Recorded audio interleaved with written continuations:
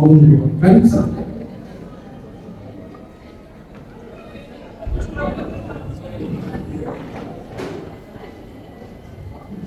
Alhamdulillahi alladhi ahalla nikaha wa adaba ilayhi wa harrama sifaha wa a'adda lahu 'adaban alima. Thumma as-salatu was-salamu ala ashrafil mursalin nabiyyina Muhammadin wa ala alihi wa sahbihi wa sallam. Al-qa'il tazawwaju fa inni mukathiru bikum al-umam yawm al-qiyamah. Ashkuru Mwenyezi Mungu Subhanahu wa Ta'ala. Salamu zimshukie mbora wa Nabii Muhammad sallallahu alayhi wa alihi wasallam, yeye na alize na masahabaze na watu wote ambao watakuwa tayari kukanyaga pale ni kukanyaga Mtume Muhammad sallallahu alayhi wasallam. Awalan, kabla kulli shay'in, kabla kila kitu itapita pale kupita Mwenyezi Mungu Subhanahu wa Ta'ala. Pale alipokutana na Musa kwa mara ya kwanza, ni vyema kujitambulisha kama jinsi Mwenyezi Mungu Subhanahu wa Ta'ala alijitambulisha kwa nabii wake Musa, kama ya Musa innani ana Allah. Huyu Mwenyezi Mungu Subhanahu wa Ta'ala alimpa ahadi Musa kukutana sehemu.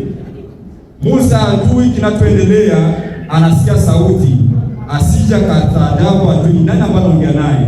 Mwenyezi Mungu akakuwa ni tayari kujitambulisha, na hii ni sunna ya Mwenyezi Mungu. Kama unakutana na mtu mara ya kwanza, usianze kumuuliza mtu anaitwa nani au jina lako na wewe ni nani. Jianze kwanza wewe kujitambulisha, mimi ni fulani, ndugu yangu wewe naye. Kama jinsi Mwenyezi Mungu Subhanahu wa Ta'ala alikutumia ndani ya Qur'an, akasema ya Musa innani ana Allah. Ewe Musa, hakika mimi ni nani? Ndio Allah. Mimi ndiye yule mwenye jina la Allah. Kwa hiyo ndugu zangu, mimi ni Abu Muawiya as-Sufyan. Kwa hiyo ndugu zangu Waislamu, sio tu Abu Muawiya Sufyan, lakini vile vile ni kaka wa mama harusi, ni kaka wa mama harusi. Kwa hivyo nilipenda kusimama hapa mjue, na si kama vile tu kwenye kukumbusha tu, lakini mjue kama mimi ni kaka wa mama harusi. Kwa hivyo ndugu zangu Waislamu, kwa huyu muda ambao tuko ndani yake, sio muda kuchukua maneno mengi, lakini Mwenyezi Mungu Subhanahu wa Ta'ala anasema kwenye Qur'ani, walaysa dhakaru kal-untha. Ule usia ambao tunausiwa sisi wanamume. Haya ni maneno aliyatamka mwanamama, Mwenyezi Mungu akanukuu katika kitabu chake. Huyu ni mama wa Maryam ambaye ni bibi yake Yesu, ambaye ndio Isa ibn Maryam, bibi wa Nabii Isa, bibi yake, maana mama wa mzazi wa Nabii Isa. Sasa wale ambao wanamuita Isa kwamba ni Mungu watambua kama ana bibi. Kwa hiyo ndugu zangu Waislamu, alipozaliwa mtoto huyu mama alikuwa na taraja tazama mtoto wa kiume, akajifungua mtoto wa kike. Alikuwa ametia nadhiri kwamba atamtoa wakfu kwa ajili ya Mwenyezi Mungu, kudumu kwa Mwenyezi Mungu.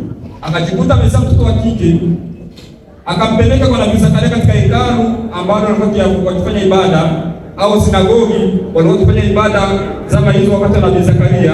Akamwambia bwana, mimi mtoto huyu ndio nimetoa nadhiri ya kumweka hapa kutumikia dini ya Mwenyezi Mungu, lakini nimezaa mtoto wa kike, walaysa dhakaru kal-untha.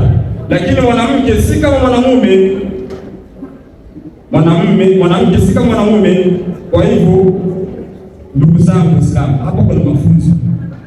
Huyu mwanamke ambaye sio kama mwanamume ndio yule ambaye wewe unaenda kuishi naye nyumba moja na unalala naye kitanda kimoja, yule ambaye hamfanani. Walaysa dhakaru kal-untha. Huyu mwanamke sio kama mwanamume. Kwa hivyo usendi unaishi naye ndani ukatoa unaishi na mwanaume wenzako. Tumia heshima ya hali ya juu. Jinsi utavyoishi na mwanamume sio ndio jinsi utavyoishi na huyu mwanamke. Walaysa dhakaru kal-untha.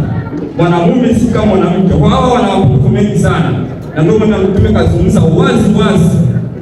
Aliyazungumza maneno ya wazi, sio tena kama katika sijui mafumbo na nini. La, alitamka wazi, akasema wanawake ni wapungufu. Cha kwanza akazungumza upungufu wao. Upungufu wao ni upungufu kwanza, wako na upungufu wa akili na upungufu wa dini. Mwanamke hata utamwona ni haja tu, anahitaji tu ulinzi wa mwanamume. Ni mapungufu hawa. na ndio maana mwanamke siku zote hakuumbwa kuwa huru. Maisha yake yote mwanamke aliishi maisha yake Mwenyezi Mungu alimpatia kuwa chini ya ulinzi wa mtu. Alikuwa nyumbani, anakuwa chini ya ulinzi wa wazazi wake. Akiolewa akaenda kwa mwanamume, anakuwa chini ya ulinzi wa mume wake. Hana uhuru maisha yake yote. Sasa wale ambao wanaitafuta uhuru, ndio pale mgogoro unaanzaga ndani, sababu wanawake cha kwanza nikimbiaga kutafuta uhuru. Na mimi kama nasita dada yangu umeolewa, sasa ile uko chini ya ulinzi. Na ukumbuke kuwa Mtume sallallahu alaihi wasallam alituhusia akawaambia kina mama, wanawake ni rahisi sana kupata pepo ya Mwenyezi Mungu kuliko nyinyi wanamume. Wanawake ni rahisi sana. Na kwa wale mambo manne ya John maarufu sana zungumzwa sana. Ya mwisho kile alisema nini? Itatoa tutakuja. Akimtitu mume wake ana visa ya kuingia peponi. Sasa ni yeye sasa kachafike. Ima akate tika kuingia peponi au aache. Ukiwa tu chini ya ulinzi wa mume wako, uko chini ya kwa ya mume wako, visa ya kuingia peponi bado unayo. Sasa kwa nini mkononi? Ima sasa wewe uingie peponi, ukacha tiketi ya kuingia peponi au uache. Yangine yote itakuwa ni msereleko. Yaani itakuwa ni ya kawaida tu. Ukiwa chini ya ulinzi wa mume wako, umtii tu mume. Sababu kuna wanamama wengine wao siwaambicha mwanamume amesema wala nini. La. Tambua kama mwanamama yule ambaye ataswali, atafunga, atafanya nini, kama hamtii mume wake, pepo ni haramu kwake kuingia. Mwanachuoni mmoja wa Kiislamu anasema kwamba aliulizwa na mwanamume mmoja, mwanamama mmoja alikuja kumuuliza, ewe mwanachuoni, mimi wallahi nafanya ibada, nina saumu za sunna na swali kisimamo cha usiku, nafanya nini, lakini sipati ladha ya ile ibada yangu. Najua ibada nayo ina ladha yake. Kuna wakati unasimama hivi kwenye ibada, unajisi ladha fulani, machozi yanataka kutoka. Sababu mwanamama anamwambia, mbona sipati ladha ya ibada? Ule mwanachuoni akamuuliza, je, uko sawa na mume wako? Akamwambia, kwa kweli siku hizi mambo hayako sawa na mume wangu. Akamwambia, hiyo ndio sababu hauwezi kupata ladha kufanya ibada hali ya kuwa umtii mume wako. Mwanamama yote yule ambaye atakayefanya ibada, ukiona wewe haupati ile unyenyekevu ndani ya ibada zako, katika ibada unazozifanya, tafuta watu kwenye hauko sawa na mume wako. Tafuta watu wako sawa na mume wako, usaidishe, utapata kupata ile ladha ya nini, ya ibada. Na shemeji yangu huko ulipo, na kuomba ukisikie, walaisa dhaka kukalunza. Mwanamume sio kama mwanamke. Useme ukaishi na dada yetu au mke wako zaidi ameshakuwa mke wako, ukakuwa unaenda kuishi na mwanamume mwenzako.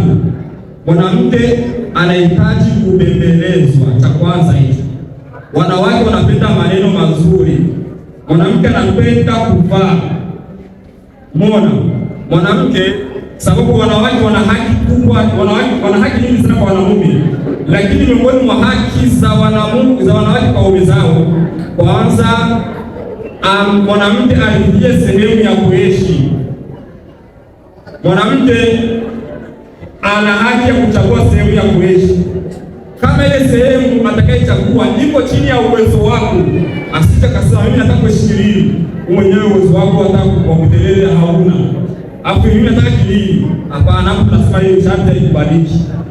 Kama kichagua mimi nataka kuishi Buterere, hiyo uwezo unao wewe, basi ana haki yake wewe kumfanya nini, kumpa ile sehemu ambayo anahitajia. Kama ile sehemu wewe mwanamama, wewe baba una uwezo nayo, akichagua Kilili, kama wewe baba una uwezo kumwezesha kwa kumpangia Kilili au kumjengea Kilili, mjengee huko Kilili. Lakini kama hauna uwezo, haikubaliki.